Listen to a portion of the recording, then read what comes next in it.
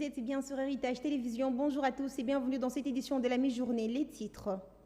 Le gouvernement congolais a confirmé à travers son porte-parole hier mardi le début des opérations conjointes avec les forces spéciales de l'armée ougandaise afin de fouiller et sécuriser les positions des forces démocratiques alliées ADF.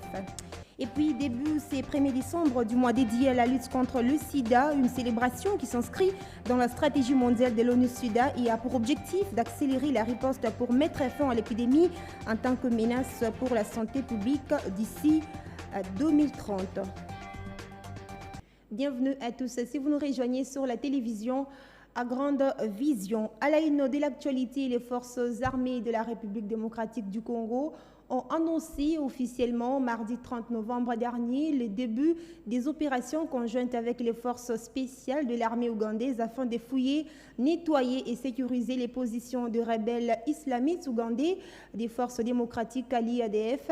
En effet, plusieurs assauts ont été lancés contre des positions de ces rebelles à Kambiyuma dans l'axe nord du secteur opérationnel Sokola 1, Grand Nord. Les détails avec Pierre Cabri. Suivez.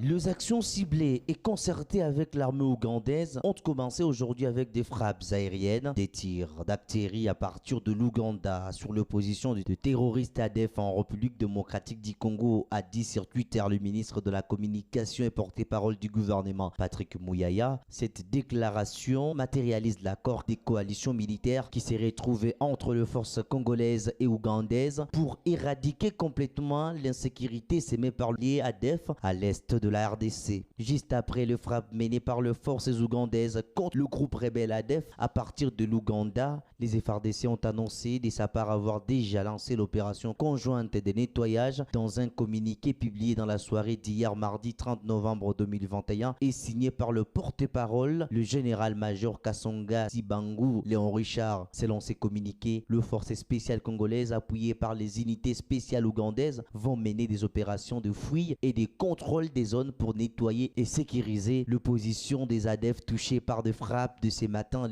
D'après cette même source militaire, plusieurs assauts ont été lancés contre des positions des rebelles à Kambiyuma dans l'axe nord du secteur opérationnel Sokola en Grand Nord. D'autres opérations vers 5h du matin dans la chefferie de Watalinga où la population de cette partie s'est réveillée au bruit des tirs d'armes lourdes provenant d'un village ougandais frontalier, affirme le président de la société civile locale Zawadi Nganondete. Les explosions ont provoqué la panique parmi la population, mais la situation est ensuite revenue au calme, a-t-il ajouté. Selon d'autres témoins, des explosions ont aussi été entendues dans la province voisine de l'Ituri, vers Boga et Tchabi, des secteurs connus pour abriter de nombreux rebelles ADF. Malgré tout, le gouvernement congolais confirme les débits de ces actions, mais ne reconnaît pas des opérations au sol, mais parle plutôt de frappes aériennes qui viennent du territoire ougandais. Restons toujours sur ces mêmes chapitres. Selon les coordonnateurs délégués nationaux de la coalition des ONG congolaises de lutte contre la corruption et promotion de la bonne gouvernance, Sam Bakasende, la présidence de la République doit également intéresser le Parlement pour bien résoudre ces dossiers de sécurité nationale. Il est en direct avec nous depuis Kinshasa. Monsieur Sam, est-ce que l'idée de mutualiser les deux forces armées est bonne pour mettre fin aux attaques des groupes armés dans l'est de la RDC?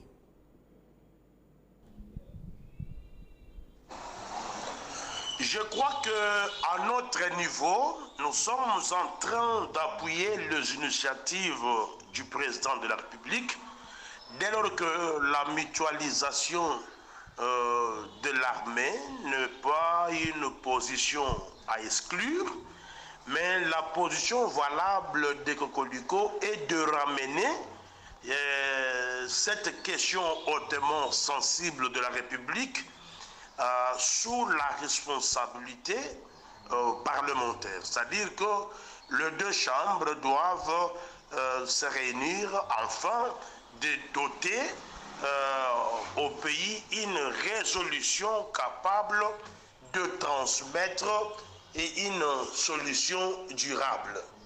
Je crois que le président de la République est dans la logique, comme lui-même est le garant de bon fonctionnement.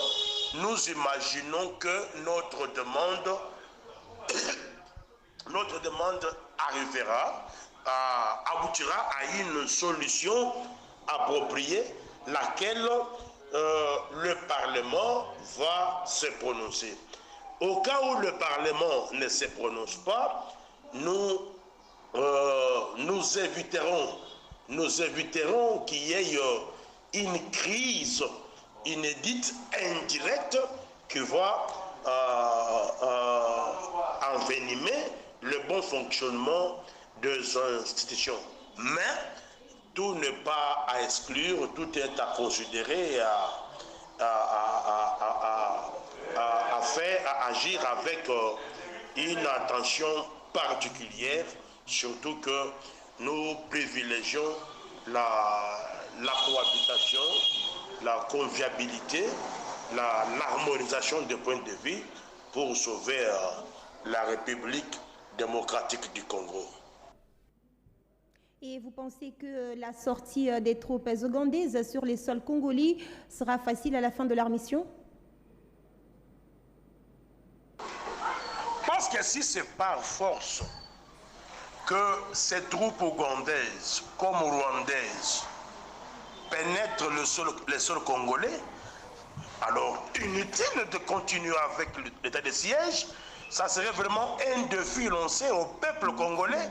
D'ailleurs, vous allez vous rendre compte que les troupes rwandaises, les troupes ougandaises ont le même tenue avec les FARDC. Il y aura une confusion sur le terrain et l'insécurité va persister. Moi, je demande, nous insistons que cette question soit étudiée minutieusement et que le Parlement en traite sans complaisance. C'est pour nous éviter les erreurs du passé. L'entrée des troupes sur le sol congolais, leur sortie n'a jamais été connue. Et pourquoi? Quand ils entrent officiellement, mais en sortant, c'est d'une manière clandestine. Et d'une manière clandestine, ceux qui vont rester vont continuer à semer la désolation. Ce ne serait pas une solution. Il y a déjà une solution que le gouvernement a déjà prise, mais il faudrait que la question soit débattue au Parlement. Merci à vous, Sam Bakasinde. Je rappelle que vous êtes coordonnateur délégué national de la coalition des ONG congolaises de lutte contre la corruption et promotion de la bonne gouvernance. Vous étiez en direct avec nous depuis Kinshasa et vous intervenez en rapport avec cette actualité concernant l'armée ougandaise qui a entamé les frappes aériennes sur les sols congolais contre les groupes armés ADF. Nous allons parler justice à présent dans ces journaux siégeant en matière d'inconstitutionnalité dans l'affaire Richard Muyej contre la résolution de sa mise en accusation par l'Assemblée provinciale du Lualaba. La Cour constitutionnelle s'est déclarée incompétente à connaître cette requête. Dans son arrêt rendu public le mardi 30 novembre, la Haute Cour s'est réservée d'annuler la décision de mise en accusation du gouverneur du Lualaba que l'Assemblée provinciale a accusé des détournements des deniers publics.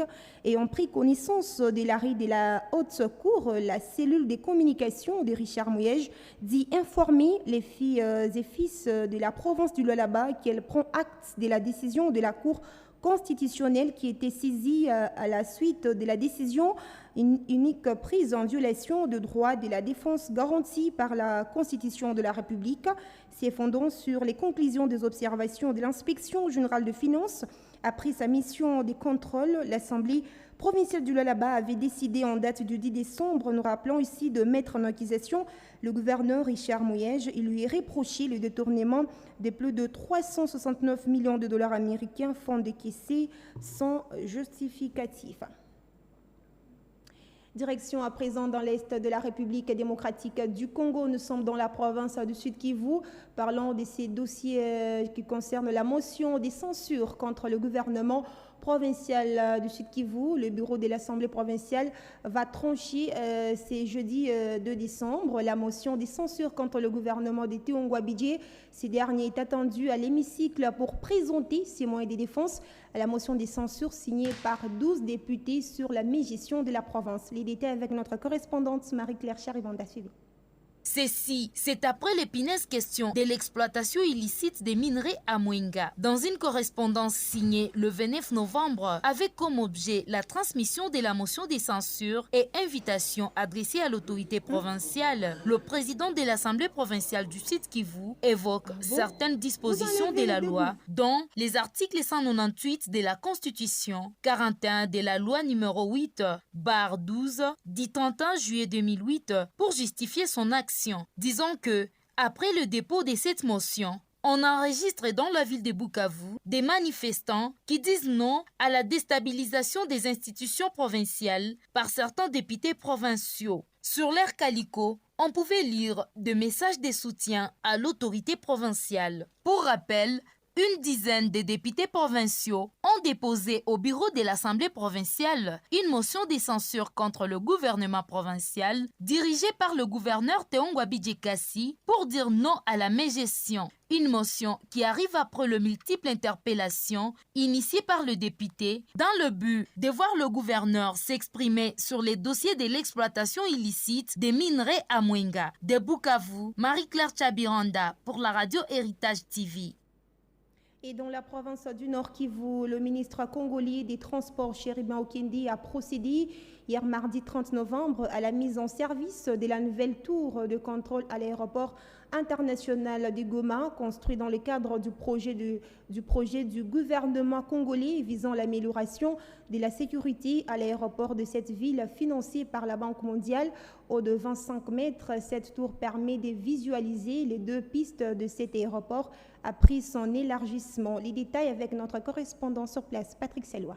Doté des équipements de radiocommunication ultramodernes permettant de visualiser les deux extrémités de la piste, cette nouvelle tour de 25 mètres, construite grâce au partenariat gouvernement congolais et la Banque mondiale dans le cadre du projet d'amélioration de la sécurité à l'aéroport de Goma-Passag, met celui-ci sur la liste des meilleurs de la région, déclare Alphonse Chungu, directeur général de la RVA.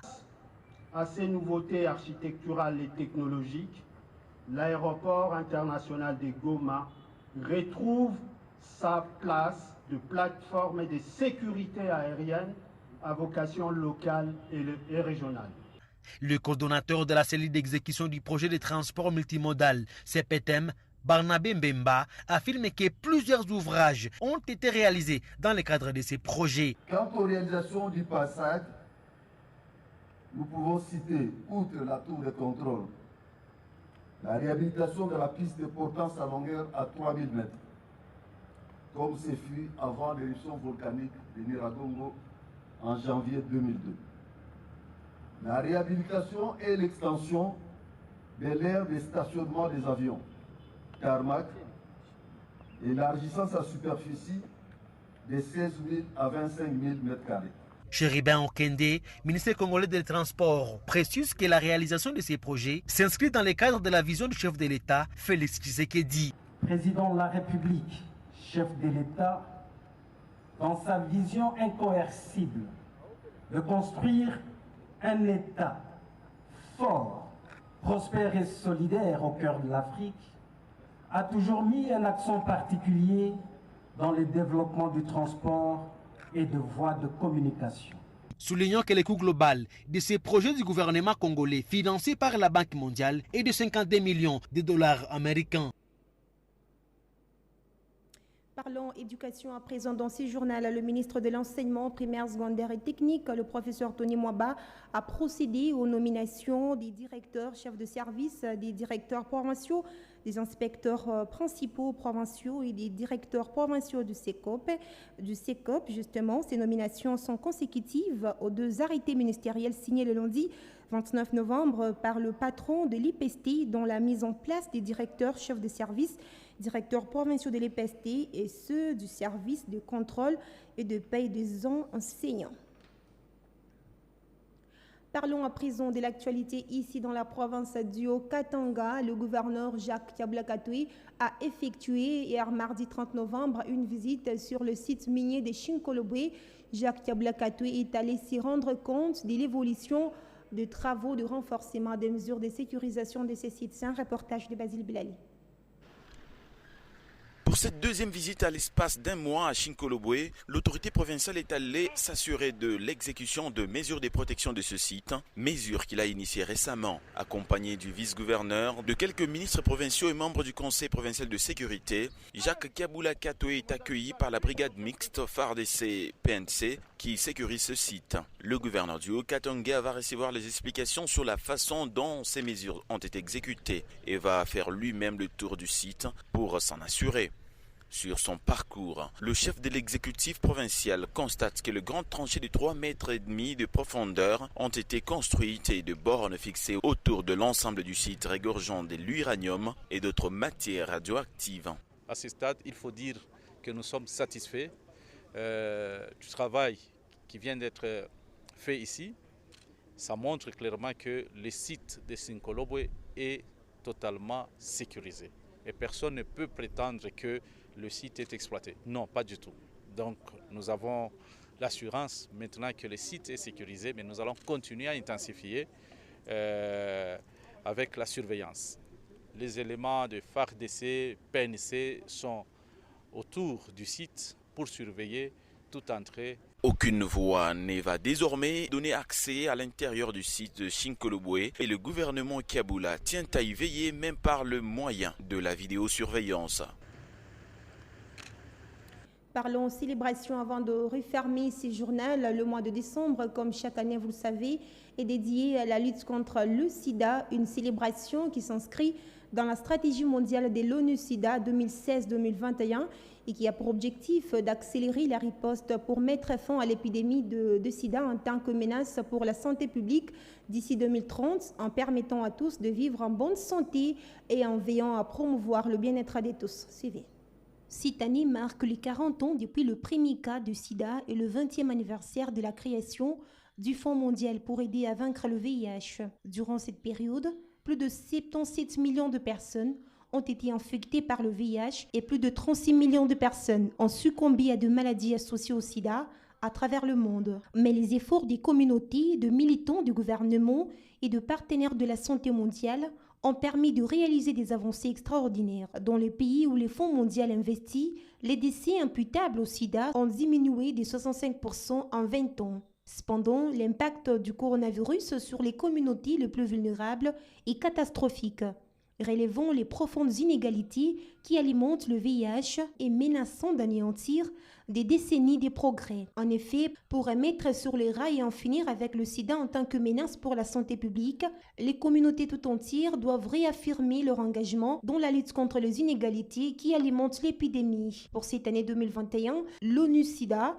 met l'accent sur l'éradication urgente des inégalités qui alimentent l'épidémie et d'autres pandémies dans le monde. Sans action audacieuse contre les inégalités, le monde risque de manquer les cibles pour mettre fin au sida d'ici 2030, un enlisement de la pandémie de Covid-19 ainsi qu'une crise sociale et économique hors de contrôle. Il faut rappeler que tous les mois de décembre est consacré à la célébration de la lutte contre le VIH-Sida. Le titre. Le gouvernement congolais a confirmé à travers son porte-parole hier mardi le début des opérations conjointes avec les forces spéciales de l'armée ougandaise afin de fouiller et sécuriser les positions des forces démocratiques alliées.